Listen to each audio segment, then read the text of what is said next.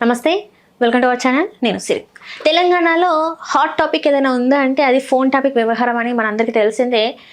First Harish Rao గారికి, ఆ తర్వాత కేటీఆర్ గారికి, తర్వాత చూసుకున్నట్టయితే సంతోష్ రావుకి. ఇప్పుడు మనము సీరియస్గా చెప్పుకోవాలంటే మాజీ ముఖ్యమంత్రి చంద్రశేఖర్ రావు గారికి కూడా నోటీసులు వెళ్ళడం, ఆ తర్వాత ఆ విచారణలో పాల్గొనడం, తను వెళ్ళడం కూడా జరిగిపోయింది. అయితే ఇక్కడ అందరి డౌట్ ఏంటంటే ఇంకా ఈ ఫోన్ ట్యాపింగ్ ఏదైతే ఉందో వ్యవహారం ఇంకా దీంతో ఇంకా నిన్నటితో ఎండ్ కార్డ్ పడినట్టేనా అనేది కూడా చాలామంది చర్చించుకుంటున్నారు. సో దీని మీద స్పందించడానికి మనతో పాటు ఉన్నారు ప్రముఖ సినీ క్రిటిక్ దాసరి విజ్ఞాన్ గారు. నమస్కారం సార్.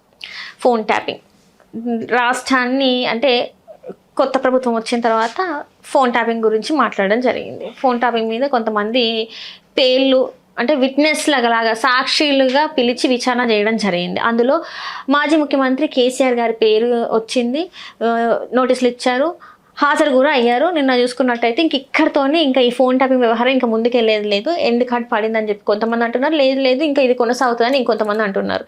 మరి ఇది కొనసాగుతుందా ఇంకా నిన్నటితోనే ఎండ్ కార్డ్ పడినట్టేనా? ఇప్పుడు ఒకసారి ముఖ్యమంత్రి అయ్యారంటే వాళ్ళ పిల్లలు కూడా నెక్స్ట్ ఏదన్నా ఒక పార్టీ పెట్టి వాళ్ళు కూడా మేము ముఖ్యమంత్రులు అవుదాము అని కోరిక ఉంటుంది. సేమ్ అటు షర్మిల గారు జగన్ గారిని చూసినా, ఇక్కడ కేటీఆర్ కవితని చూసినా, ఇంకెక్కడ ఎవరిని చూసినా కూడా అనిపిస్తుంది రెగ్యులర్గా మా నాన్న ముఖ్యమంత్రి అయ్యాడు, నెక్స్ట్ మేము కూడా అవ్వాలి. మరి ఆ ముఖ్యమంత్రికి ఈసారి ముఖ్యమంత్రి అయ్యాడు, నెక్స్ట్ ప్రధానమంత్రి అవ్వాలన్న కోరిక ఉంటుందిగా. ఈయనకు కూడా కోరిక వచ్చింది. వచ్చి ఏం చేశాడు, ఫస్ట్ ముఖ్యమంత్రి అయిన తర్వాత అసలు ప్రధానమంత్రి ఎందుకు అవ్వద్దు, ఇక్కడ రాష్ట్రాన్ని శాసించారు, రేపు దేశాన్ని కూడా శాసించవచ్చు కదా అనే ఒక ఆలోచన వచ్చింది. ప్రధానమంత్రి అవ్వాలంటే సపరేట్ పార్టీ పెట్టాలి, అందరినీ కలుపుకోవాలి, అది చేయాలి, ఇచ్చేయాలి, ఇంత డబ్బు ఉండాలని తెలిసింది. ఇప్పుడు ఆ డబ్బు కావాలి. ఏవేవేవో ప్రాజెక్టులని అదని ఇదని ఎంతో కొంత వెనకేసాడు. అవునా, ఇవి జస్ట్ ఏదో అలా అలా అలా మేము కడుతున్నామని చెప్పేసి ఇట్లా ఉన్న ప్రాజెక్టులు కట్టాడు. ఏందయ్యా బాబు నువ్వు కట్టిన ప్రాజెక్ట్ ఇట్టా ఉందని, ఏముంది మొదలు కొట్టి ఇంకా 500 కోట్లు పెడితే రిపేర్ చేయించలేవా, అయిపోతుంది పో అన్నాడు. చాలా సింపుల్గా అడ్డమైన ఈవెంట్లని ప్లాన్ చేశారు. ప్రభుత్వం తరఫున వాటికి ఫండింగ్ అది ఇది అని చెప్పేసి ఆ ఈవెంట్లు అయ్యేమి ఈవెంట్లో తెలియదు, ఎక్కడ పెట్టాల్సిన ఈవెంట్ ఎక్కడెక్కడ జరుగుతూ ఉన్నాయి. నెక్స్ట్ అదే ఇట్లా ఏది పడితే చేసేసారు. ఇప్పుడు ఏం చేయాలి, అయినా ఇంకా డబ్బులు కావాలి. ఏం చేయాలి, పారిశ్రామికవేత్తలు వాళ్ళు వీళ్ళు అందరి దగ్గర తీసేసుకుందాం. ఎలా తీసుకుందాం, వాళ్ళు ఏం మాట్లాడుకుంటారో మనకు తెలియాలి. ఎలా తెలియాలి, ఇజ్రాయెల్ నుంచి ఏదో తెచ్చావు దరిద్రాన్ని తెచ్చి అందరినీ ఈయన ఫోన్ వాడు వీడు అన్నీ తెలిసేసుకున్నాం. నిజంగా మీరు అన్నది నిజమే. అయితే ఒకవేళ ఇట్లాంటిది ఇజ్రాయెల్ నుంచి వెళ్ళి పెగాసిస్ అనేది ఒకటి తీసుకొచ్చి పనికిరాని తీసుకొచ్చి ఇట్లా చేసి ఉంటే ఈ రోజు ఇంకా బయటపడే అవకాశం లేదంటారా? ఖచ్చితంగా ఉంటుంది, బయట పడాల్సిందే కదా. 100% పడలేదు కదా ఇంతవరకు. ఒక్కరు కూడా వచ్చి కంప్లైంట్ చేయలేదు, నేను నష్టపోయాను, నాకు బెదిరింపు కావాల్సి వచ్చింది. ఎందుకంటే ఇప్పుడు అధికారం మారిపోయింది, అంటే వాళ్ళది కాదు అధికారం, వేరే వాళ్ళది ఉంది. ఎందుకు భయపడతారు? ఒక్కరైనా ఒక ముఖ్యమంత్రి స్థాయిలో ఉన్న వ్యక్తి 10 ఏళ్ళు రాష్ట్రాన్ని పాలించిన వ్యక్తిని విచారణకి దానికి పిలవాలన్నా, ఏమైనా చెయ్యాలన్నా, అతని మీద నేరం రుజువు చేయాలన్నా కొంచెం టైం పడుతుంది. ఓకేనా, దానికోసమని వెయిట్ చేయాలి. నిజమా అంటే తెల్లారేసరికి ఆయన ఏం చేయలేదు అని ఇవ్వరు. అంటే ఇక్కడ ఫోన్ ట్యాపింగ్ చేయాలన్నా కూడా కేంద్రం నుంచి ఆదేశాలు జారీ చేయాలి కదా, రాష్ట్రం నుంచి ఉండదు కదా. స్టెప్ బై స్టెప్ వద్దాం.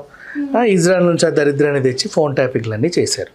ఆ తర్వాత పారిశ్రామికవేత్తల సీక్రెట్లన్నీ కనుక్కొని వాళ్ళని బ్లాక్మెయిల్ చేసి వాళ్ళ దగ్గర నుంచి డబ్బులు దండుకున్నారు.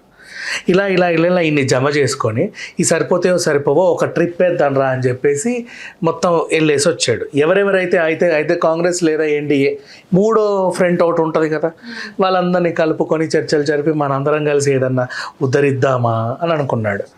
ఉద్ధరిద్దాం, ఓకే, ఈ ఉద్ధరింపుకి ఎంతో కొంత అవుతుంది. అదే పనిగా కేజ్రీవాల్ని కూడా ఇట్లా అన్నాడు. అక్కడేమో లిక్కర్ స్కామ్ జరిగింది. ఇట్లాంటి దారుణాలన్నీ ఒడిగడతా ఫస్ట్ 5 years ఏదో చేశారు లక్కీలీ. సెకండ్ 5 years దీని మీదే ఫోకస్ పెట్టేసేసరికి ఓడిపోవాల్సి వచ్చింది, మిగతా ఫోకస్ అంతా తగ్గింది. నెక్స్ట్ ఆ తర్వాత ఏమైంది, పిచ్చి ప్రాజెక్టులు కట్టి చిల్లర వెనకేయడం, నెక్స్ట్ ఇట్లాంటివన్నీ చేసి చిల్లర వెనకేయడం. ఇప్పుడు ల్యాండ్స్ రియాలిటీ ద్వారా సంపాదించుకోవచ్చు. హైదరాబాద్కి మనకు ఒక అవకాశం ఉంది. ఏం చేద్దాం 111 జీవోని ఎత్తేసాడు. అంతకుముందు ఆ ల్యాండ్లను అందరికి అమ్మి సత్యం రామలింగరాజుతో డీలింగ్ పెట్టుకొని జన్వాడ ఫామ్ హౌస్ దొబ్బేశారు. అది వాళ్ళది కాదు కదా, వాళ్ళ ఫ్రెండ్ కదా. ఎవరిదో అందరు వాళ్ళ పేరు మీద ఎందుకు ఉంటుంది మా నాది అని చెప్పుకునేలాగా ఏదైనా జరుగుద్దా చెప్పు. మాల్స్ అన్నీ కట్టుకోవడానికి పర్మిషన్లు ఇచ్చి వేరే వేరే అని చేసి ప్రతి దాంట్లో వాటాలు అడిగారు. ఇట్లా కాదేది దోచుకోవడానికి అనర్హంలాగా దేశాన్ని పాలించాలన్న ఒక ఐడియాతో చేయాల్సినవన్నీ చేసేసారు. దేశాన్ని పాలిస్తే నా తర్వాత నా కొడుకు అవుతారు, నా కూతురు అవుతాడు. ఎవరికైనా ఉండే కళలే, తప్పేం లేదు ఆయన కండల్లో. ఎందుకంటే ఇప్పుడు ఎవరికైనా పై స్థాయికి ఇంకా పై స్థాయికి వెళ్ళాలనే ఉంటుంది. కాకపోతే నువ్వు ఎంచుకున్న మార్గం ఏంటి అనేది చూడాలి. ఇట్లాంటివన్నీ చేసిన తర్వాత చేసే క్రమంలో ఒకానొక టైం ఫుల్ స్టాప్ పడింది. ఎందుకంటే ఇవన్నీ చేయాలంటే నీ పార్టీలో ఉన్న వాళ్ళందరికీ తెలియాలి. అవునా? తెలియకుండా ఏ మంత్రిని రానివ్వాల. ఎందుకు రానివ్వాలంటే వాడు ఇంతకుముందు వేరే పార్టీ, ఇప్పుడు నా పార్టీకి వచ్చి నేను ఉన్నా కాబట్టి రేపు ఇంకో పార్టీకి వెళ్తాడు, నేను అన్నీ చెప్పేస్తాడు.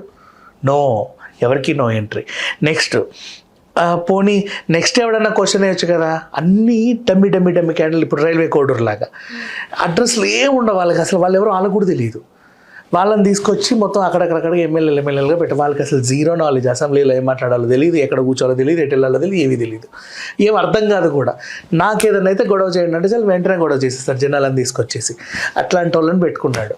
ఇట్లా ఒక సామ్రాజ్యాన్ని డెవలప్ చేసే టైంలో ఏంటో తలరాత బాగాలేక నెక్స్ట్ ప్రభుత్వం వచ్చింది. నెక్స్ట్ ప్రభుత్వం వచ్చినప్పుడు ఏమవుతుంది, నువ్వు గతంజాలకు చేసినవన్నీ వీళ్ళు తవ్వుతూ ఉంటారు, వాళ్ళకు అదే పని కాబట్టి. ఆ తవ్వకాల్లో బయటపడ్డవన్నీ కూడా ఇప్పుడు అనుభవిస్తున్నాడు. యాక్చువల్లీ నౌ వాట్ హ్యాపెన్, ఏమీ లేకుండానే అన్నావు చూసావా. ఇట్లాంటి సామ్రాజ్యాన్ని డెవలప్ చేయాలంటే ఏం చేయాలి? ఫస్ట్ ఇక్కడ ఉన్న పోలీస్ వ్యవస్థ మన కంట్రోల్లో ఉండాలి, రక్షణ వ్యవస్థ మన కంట్రోల్లో ఉండాలి. ఆ రక్షణ వ్యవస్థనే నీ కంట్రోల్లో పెట్టుకొని వాళ్ళ చేత అందరి పేరు వెనకాల రావు ఉంటాయి. మళ్ళీ ఇందులో కూడా ఎవడు మనోడు ఎవడు పగోడో తెలుసుకోవడానికి ఆ రావు ఉన్న వాళ్ళందరినీ పెట్టుకున్నాం. అందులో ఈ రావు, చిన్న రావు, నడిపి రావు, ఇంకొంచెం రూపాయిన్నర రావులు అందరూ దొరికారు. ఈ 10 రూపాయల రావు దొరకల, ఆయన రానివ్వాల. వీలైనన్ని డబ్బులు ఇచ్చేసి అక్కడే ఉంచేలా చేసావు. ఆయన వీసా గడువు అయిపోయినా కూడా దేశాలు తిప్పాక రానివ్వాల, ఎక్కడా ఉండనివ్వకుండా. లాస్ట్ ఇయర్ జూన్ కానీ వీసా గడువు పూర్తయింది, అప్పుడు కూడా రావాలి. యాక్చువల్లీ ఇక్కడ ఉంటే సేఫ్ కాదని ఇంకో దేశం, అక్కడ ఉంటే సేఫ్ కానీ ఇంకో దేశం, ఇంకా ఎక్కడా నువ్వు ఉండలేవు ఖచ్చితంగా రావాలి అనుకున్నప్పుడు వచ్చాడు ఆయన. వచ్చి ఇంకా రావచ్చు అన్నప్పుడు వచ్చి ఆయన కూడా విచారణ కొనసాగిస్తే ఆయన కూడా లోపలేశారు. ఇప్పుడు next step by step Harish Rao, KTR అందరినీ పిలుచుకుంటూ వచ్చారు. లాస్ట్ నిన్ను పిలవాలి, నువ్వు కూడా వచ్చావు. ఇప్పుడు విషయం ఏంటంటే ఏమీ లేదు అని అన్నావు కదా, బయటపడలేదు కదా, ఏమీ లేవు కదా. ఏమీ లేనప్పుడు ఈ డ్రామాలు చెయ్యొద్దు. నిన్నెవడన్నా అరెస్ట్ చేయడానికి వస్తే 10 మంది నిలబడి మేము పెట్రోల్ పోసుకుంటాం ఆయన వదిలేయండి అనే సెటప్, నేను అక్కడికి రాను మీరే ఇక్కడికి రండి అనే సెటప్. నువ్వు వస్తుంటే అయ్యో ఏదో అద్భుతం జరగబోతుందని చెప్పి 500 కార్లు అటు 500 కార్లు ఇటు, 100 మంది మనుషులు అటు 100 మంది మనుషులు ఇటు. ముఖ్యమంత్రి కదా, అదే అమ్మా, అదే చెప్తున్నా. అది ఉపయోగించుకునే కదా ఇవన్నీ చేసింది. నెక్స్ట్ నన్ను అరెస్ట్ చేయనివ్వకుండా ధర్నాలు చేయండి రాసారు. ఏంటి ఆయన అరెస్ట్ చేయడం? అరెస్ట్ కాదు అసలు విచారణకు ఎందుకు పిలవద్దు? డౌట్ ఉంది మా, విచారణ పిలవద్దా? వచ్చారు రాలా వీడినే రప్పించుకున్నాడు నందినగర్కి లాస్ట్కి.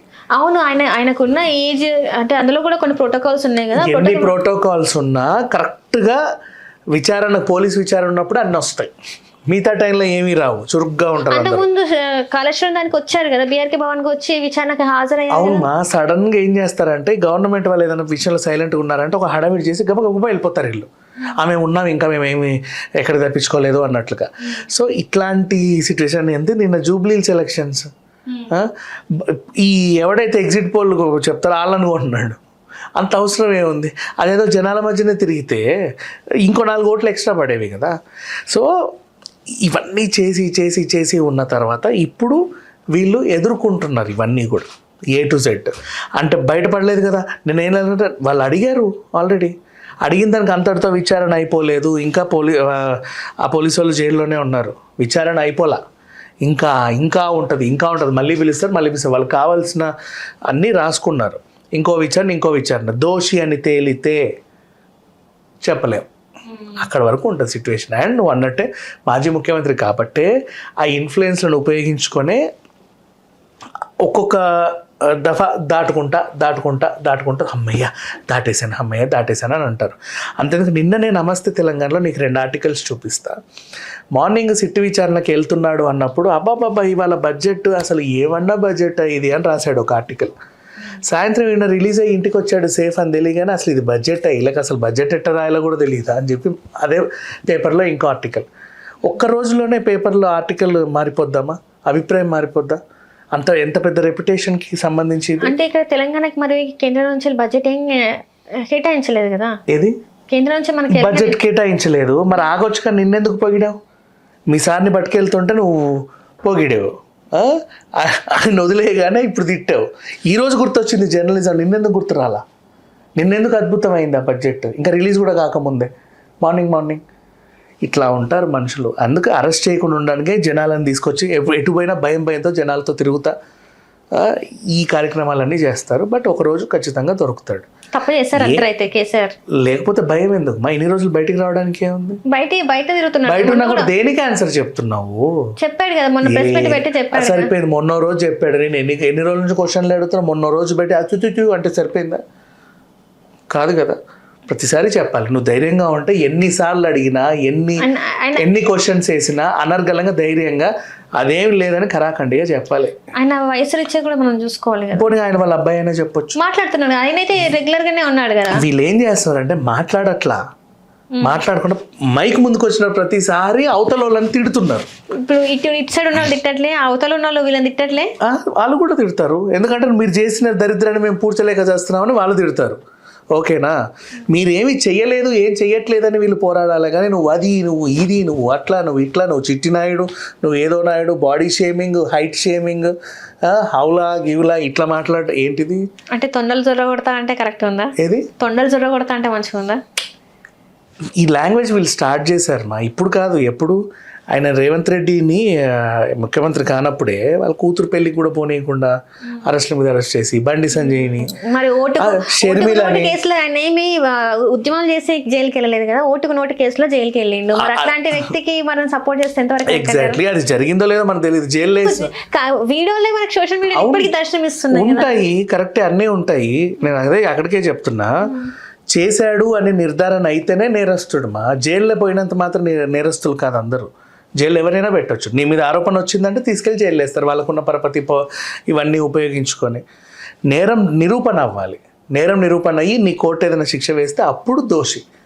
జైలుకి వెళ్ళిన ప్రతి ఒక్కరు దోషులు కాదు. ఎవరైనా కొంతమంది పారిపోతారని జైల్లో వేస్తారు, కొంతమంది దేశాలకు వెళ్తారని జైల్లో వేస్తారు, ఇంకొంతమంది వాళ్ళకున్న ఈ అక్కసు తీర్చుకోవడానికి జైల్లో వేస్తారు, అధికారాన్ని దుర్వినియోగం చేసి.